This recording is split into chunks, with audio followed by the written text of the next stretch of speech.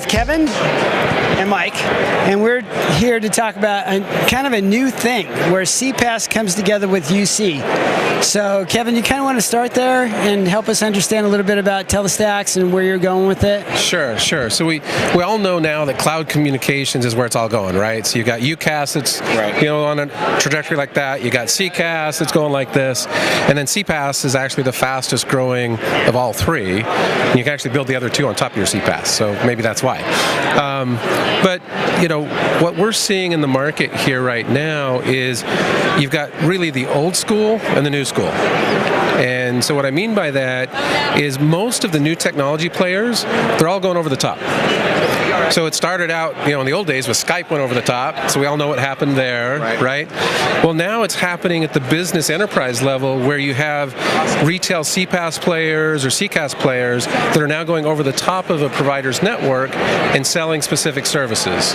And so what's happening out there as we see it is, as a company, I want to integrate communications into my workflow, right? I want it into my Salesforce, I want it into my logistics system, I want to use SMS to tell people and remind people and alert people as part of my workflow. But when I go to my provider, they say, we don't do that, right? I can sell you a DID, I can sell you a phone number, but even though I have all the network to provide that for you, I don't have the actual applications or this platform to do it. And so that forces a company then to go to these new technology players and buy these services over the top of the provider's network, right? And so, we all know that from a business perspective, I'd much rather work with one single vendor than trying to,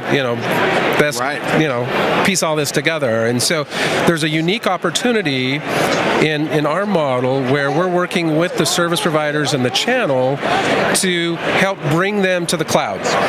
So we're a white label player, OEM, clear, documentation, branding, everything. Nobody even knows we exist in the background. In fact, a lot of people haven't heard of Telestacks because of that. I actually joke that we're like Intel Inside without the marketing budget to tell you we're there. Right. And so for the service providers who are your customers, and they adopt best-in-class applications you recommend, how does that change the experience for the client, for the service provider? Well, so for the service provider, it does a couple of things. First of all, it immediately allows them to play defense. So the next time that customer comes and says, can you do this? You can say yes. And you may have to scramble to figure out exactly how to do it, but you now have the toolkit to do it, right? You know that an SMS is read 95% of the time within 2 hours, and 5% of emails are read who knows when? Right? So now texting is a really major business tool.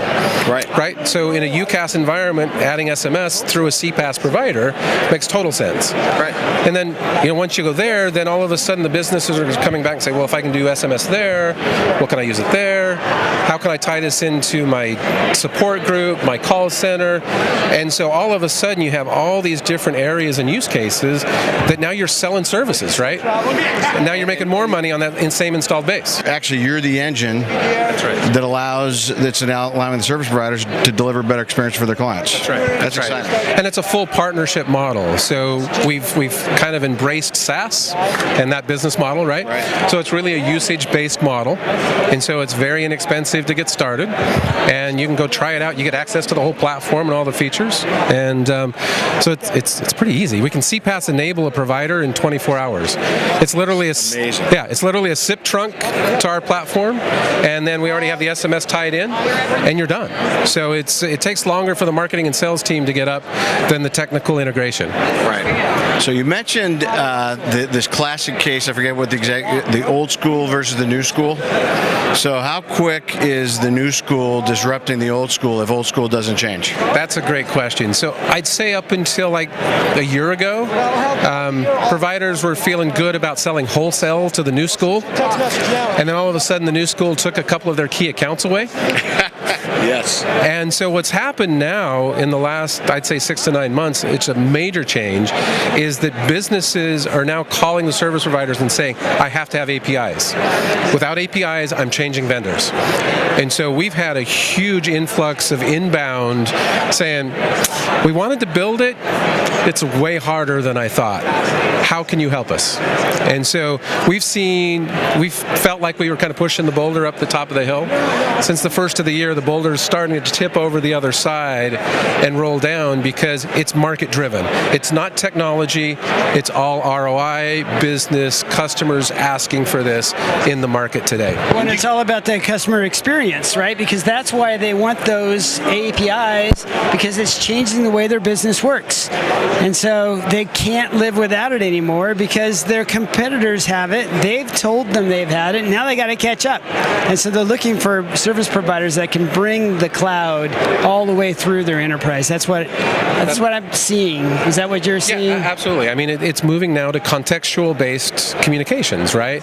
So we don't pick up the phone and call anymore, right? The phone is whatever application I'm in, and it already has the data, the background, so it's a much more intelligent workflow than before, right? So it saves you money, it's more efficient, there's no reason why you wouldn't want to do it. And it's way easier too now, because as the VP of sales, I can make this decision. I don't have to go to IT, right? I own the Salesforce.com relationship, right? Yeah. So now, the head of HR, logistics, support, these are all new opportunities to go sell into. And it's not price sensitive, right? It's about the ROI. So if I'm the VP of sales, I can make 50 more calls because I'm not picking up the phone. It's click to call, it's recording, it's taking all of the calls, putting those in text, uploading Salesforce.com automatically.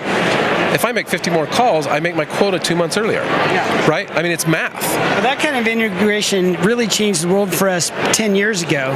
And now it's really come into it, and I think it's because of some of the technology that you're dealing with now, stuff like CPaaS. Right. But really, it has to permeate the entire enterprise for it to be truly effective. But when it is, that customer is not going anywhere. No, it's super sticky. And we strongly believe, so if you look at, kind of the example I like to look at is if we go back, 16, 18 years ago, TDM switches, right? Right. SIP VoIP comes out. First of all, nobody knows how to spell it. It's this crazy new stuff. Why would I want it? Well, now you walk around this whole floor, there's not a single vendor that doesn't have a SIP network, right? Right. So the exact same paradigm shift is taking place today from moving from a traditional SIP-based network to APIs. So now we believe that at least half of the enterprise voice traffic will move from a SIP trunk directly to an API connection. So that's literally like $1 trillion of business that's going to be shifting hands in the next 5 to 10 years. Wow, man, amazing. That is a sea change. It's an absolute sea change, and it's absolutely happening already in real time. That's cool. Yeah. Exciting stuff. It is very. Love it. All right. Well, thanks for being with us today. Yeah. And, hey, tell us about some fun fact about you that the world is yet to know. So, the company or me? You. Me, personally? So, what's kind of cool, I guess, is on my background is I actually started my first VoIP company in Japan back in 1996. Wow. I didn't know that. Yeah, so we were the very first to ever run voice over IP in the Japanese market. And so I've been at this thing since the very beginning with a vision around applications. I didn't know that I was 20 some odd years too early, but now with Telestacks and the platform that we have, we're the market. I mean, you can have the coolest stuff, but if the market's not ready, it doesn't matter. The market is absolutely ready now, and the technology is here, so you get that nice connecting point. Man, but great when that happens. Boy, yep. Great story. I did not know that. Yeah. Well, and I think it's cool that we're talking to a true pioneer in the space. Amen. So, yeah. Yep, I got the scars in the back to prove it. Yeah. So I was going to get a tattoo on my butt that said "Simple Signal" because it was such a pain in my butt. Yeah. But anyway, that's a fun fact about me.